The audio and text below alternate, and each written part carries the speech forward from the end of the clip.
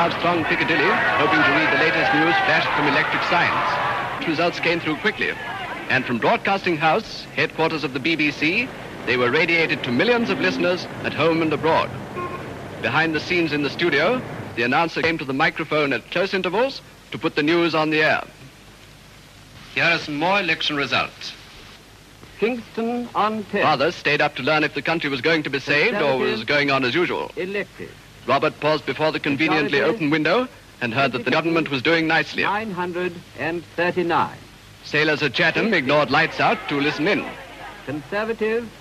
Theoretically, the Navy has no politics. 20, But Jack has a strong bias for whatever party puts a bigger Navy prominently in its program. This humble citizen coaxed a cat's whisker and listened in without neglecting to mind his hole in the road, a triumph of citizenship over circumstances.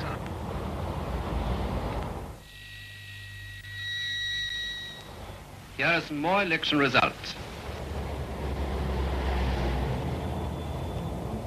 Well, how about that? That's how it was done 35 years ago. But now we're going to bring you the results of another British general election with all the resources now the BBC could muster in 1970.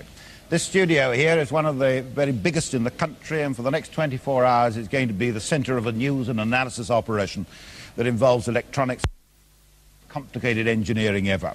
In the next few hours, those scoreboards over there with the tot up the seats gained and lost for each party will be indicators of raw political power. We'll try to bring you the results instantly and to tell you what they'll mean. We'll do that from these election desks in the studio. We'll also bring you the flavour, the feel, and really the smell of election night in Britain right onto your screens. All over the country tonight, there are BBC cameras and BBC reporters. In London, we're at Smith Square, where the Labour Party and the Conservative Party both have their headquarters about 100 yards each from the other. David Dimbleby is up in Huyton in Liverpool waiting for Mr Wilson's own result in his own constituency. Michael Charlton is down at Bexley in suburban South London waiting for Mr Heath for the Bexley news and for the national news, come to that. And we're getting scenes like these coming up and down the lines into our studio as the count is about to begin. The ballot boxes that will be going into that room in a moment to be counted hold the future of Mr Enoch Powell. And back here we're all settling in for the programme that's going to run for the best part of 24 hours on BBC One. Robin Day will be talking to politicians who win or lose, or people who will be running the country for the next 5 years, or vitally interested who is. David Butler will be analysing the results as they come in, and Robert Mackenzie will be following the party totals. It wasn't a very spectacular campaign, but it could be a very exciting result. The British people have today been making a momentous decision which will shape the pattern of British politics in the 1970s. Labour may form a third successive government, in which case the traditional conservative domination of British politics may be broken. From the 1880s until the 1960s, the British people put the Tories in office for 3/4 of the time. First the Liberals, then Labour seemed our inevitable minority party, only occasionally in power. If Mr Wilson forms a third government, and if he lasts as Prime Minister through another Parliament, then he will have a longer unbroken period in office than Macmillan or Churchill or Lloyd George or Asquith or Gladstone or Disraeli, or indeed anyone since Lord Liverpool 150 years ago. But if victory against the odds goes to the Tories, it will deal a shattering blow to Labour and very possibly open a new era of Tory dominance. We'll know which way it's going within the next few hours. All over Britain, from the Orkney Isles to the Scilly Isles, from Northern Ireland to the Norfolk coast, in church halls, libraries, schools, in small villages and great cities, the polling booths closed 4 minutes ago. Now the counting is about to start. They're waiting in Southampton, where the QE2 is in port and all lit up on this summer night, but that's Smith Square that we've gone to. They're also waiting at a London discotheque. There's Southampton, with that big dominant clock that everyone knows in Southampton, and underneath it is the QE2. They're also waiting at a London discotheque where many of the people are dancing there tonight, voting for the first time, and with them we'll find Tony Blackburn and Julie Felix. The crowds you now see are gathering in Smith Square around the BBC's giant open-air screen. They're Trafalgar Square, I beg its pardon. There we are, Trafalgar Square, and Desmond Wilcox in Trafalgar Square. Are you there? Lord Nelson, 200 feet above the square named after his most distinguished victory. And tonight he has his good eye turned firmly down Whitehall in the direction of number 10 Downing Street, the victory prize for tonight's winner. And as always on these occasions, his back is to the crowds down here below at what, to pinch a phrase from all three party leaders, could be called the grassroots level. Traditionally, Trafalgar Square is where the British gather to protest and to celebrate our most national occasions. And already with the crowd estimated at 3,000 to 5,000 and 80 police on duty to control them, the fountains look like becoming the #1 target for political cooling off. It is, after all, the first June election of the century, and it is, after all, a warm night. But so far the police have been gentle and the crowd good-humoured, so no arrests, and the score at the moment is Fountaineers 3, Police 0. Now, during the night, the crowd here will be able to watch the results, not only in this present carnival atmosphere, but in new status-conscious style, choosing between two of the largest colour television sets in the country. There they are, side by side, like rival booths in the same fairground. And for all we know, the crowd, which has started small, is building up more. We have a number of people here in the crowd, most of whom, I believe, have already cast their votes. I wonder if I could ask you, sir, have you voted today? You didn't vote. No. Why not? I'm away from home. Where would you normally have voted? Where would I normally vote? Bishop Auckland. Now, this is the problem that the Prime Minister, Harold Wilson, outlined, that he was terrified that too many people were going away on holiday. Well, Did you not consider... I'm not on holiday. You're not on holiday? No, I'm a driver. You're a driver. What? Can I ask you what you would have voted? Labour. Do you expect them to get in this time? I think so. With the same majority, an increased majority? No, reduced majority. Why would you say it would be a reduced majority? Well, all the opinion polls seem to point to that, don't they? Now, this is an interesting point, because do you believe what the opinion polls tell you, or do you make up your own mind before they tell you? I make up my own mind. But you said all the opinion... Can I talk to you, sir? I wonder if you could come out from under the rail and stand here. Have you voted this morning? I haven't voted this morning, because I would have normally voted in Yorkshire, but I'm in London on business at the moment. And who do you think is going to win the election tonight? Well, I think Labour will win. By what sort of majority? Well, not such a large majority as the opinion polls say, probably about 100, 50 to 100. What do you think of the campaign so far? There have been complaints that it's been an extremely dull campaign. Yes, well, it didn't set me alight at all this time, as it has in previous elections, I might add. It has set you alight. Not set me alight. No, it hasn't set me alight in this election as in previous. Well, what issues would you rather have seen discussed in the campaign? Well, I would have liked the cost of living more discussed. Well, that was. And anyway, education as well. Thank you very much indeed. Desmond Wilcox, Trafalgar Square. In the studio, a quick straw vote had that more than 85% of the people here have actually voted. One man I know voted by post, and that was David Butler. David Butler will be looking at all the statistical analysis. David, tell us your job. My job is to tell you what's the result as quick as I can find out what it is. As soon as the first result comes in, one says, look, that means if the whole country behaved like Cheltenham or Billericay or wherever it is, it won't be Billericay this time, then the final result will be so-and-so. And then as each individual result comes in, one gets the prediction better.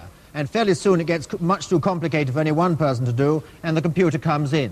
And by the time 50 results are in, I think we shall be able to give you the final majority to within something like 15 seats. Desk, just one or two along there, is Alan Watson, who will be watching for the formation of the next Parliament and some of the personalities. Alan. Yes, of course, this general election doesn't just decide which party forms the next government and which man goes to 10 Downing Street. It also will determine the balance within the two major parties and, of course, the fortunes of the Liberal Party. I'm going to be particularly interested tonight to look at that balance within the two major parties, the Conservative and Labour parties. For example, one will be very interested to see the success or otherwise of candidates, Conservative candidates in this country, particularly in the West Midlands, who've taken a view not dissimilar on several important issues to that of Enoch Powell. That would give us some indication, perhaps, of the kind of line-up that might take place inside the Conservative Party. In the Labour Party, well, of course, if they do win the election and form an administration, one will be very interested to see who goes where when the final cabinet-making process takes place again. And one will therefore watch carefully for the results as important ministers come back again. One will perhaps particularly look at Fulham and Michael Stewart and consider his future, and also Barbara Castle's. On the Conservative side, of course, if there is a definite swing against the Conservatives, one could look particularly, I think, at Hertford and Lord Balneil's seat and see whether he manages to retain it, Mitcham, Robert Carr's seat, and, of course, Lowestoft, Jim Pryor's seat, Edward Heath's Parliamentary Private Secretary. And there we are, and now let's go down to... we're going back to our presentation and see what they've got to say for us. Go on.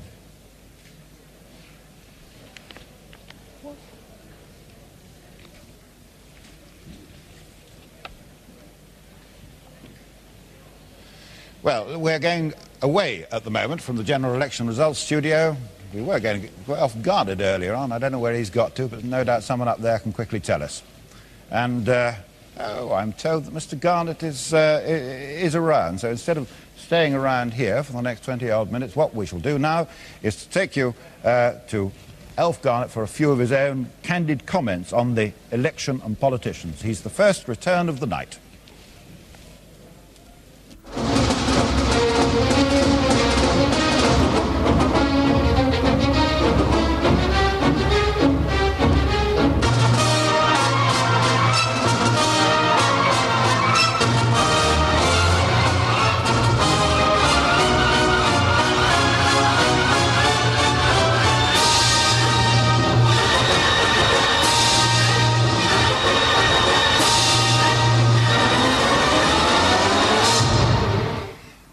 Welcome to Election Studio 1 at the Television Centre in London. The Prime Minister, Mr. Harold Wilson, chose to hold this general election today, June the 18th. The choice is essentially his.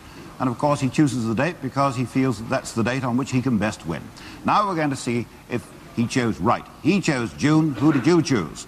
If the Labour Party gets a big majority, we could have a Labour government through to 1975. If the result is close, we could have another election campaign and another election in this year. And there are certain indications that the result will be very close. Or perhaps the opinion polls have been all wrong. Mr. Heath will be the Prime Minister for the first time tomorrow evening. Well, the moment of reckoning has now arrived, and our whole operation from this studio is geared to one thing and one thing only: to get the results to you as quickly as we can, as clearly as we can, and to work out what they mean. It's now 22:48, 3 minutes after 11:15, and the first result, we reckon, will be in soon after 11 o'clock. And as I was saying, it could be very close. As soon as we get that first result, we're going to cut to you and take you to it as soon as we've got it. We've got a vast and complicated programme tonight. We won't try to explain it to you all at once. I'll tell you about it as we go along. Let's now get out of the studio and around the country as we wait these last few minutes. And few wait more optimistically or with more personal interest, perhaps, than the workers at the Labour Party headquarters in London. Again and again tonight we'll be going to Transport House as the Labour Party reacts to the news. And 100 yards or so across from the Labour Party in London is the Conservative head office. And as you might expect, the Conservatives wait more anxiously. It's not just the big parties which will win or lose tonight. They're waiting in West Wales at Carmarthen, waiting to know if the Welsh Nationalists will keep their one seat at Westminster. They're waiting up in Scotland at Hamilton. Will the Scottish Nationalists keep their one seat at Westminster? At Barnstaple in Devon, they count the votes which could bring the Liberal leader Jeremy Thorpe back, or maybe could leave him in the wilderness without a seat in the House of Commons. They're waiting with a little less concentration, I shall grant you, at a London discotheque, which we'll be returning to talk to young people who voted for the very first time today. And no one's waiting with keener interest than Harold Wilson himself. David Dimbleby. Well, Mr. Wilson is now at this moment in his suite at the Adelphi Hotel in Liverpool, 15 minutes from the hall here at Huyton, waiting with colleagues and friends for the first results to come through. It's felt here that he may have become rather less confident about the size of majority he expects in the last day or so. He'll certainly be anxiously watching television for that first declaration to come through. He spent the day up here at Huyton as a resident of number 10 Downing Street. Of course, he has a postal vote in London. But he spent the day here touring the constituency in the familiar style that we've seen so often over these last 3 weeks, with his wife, going to committee rooms. It's Teresa's birthday. Shall we sing for her? Yeah. Happy birthday to you. Happy birthday to you. Happy birthday, dear Teresa. Happy birthday to you. That's fine. a lot, Mr. Wilson.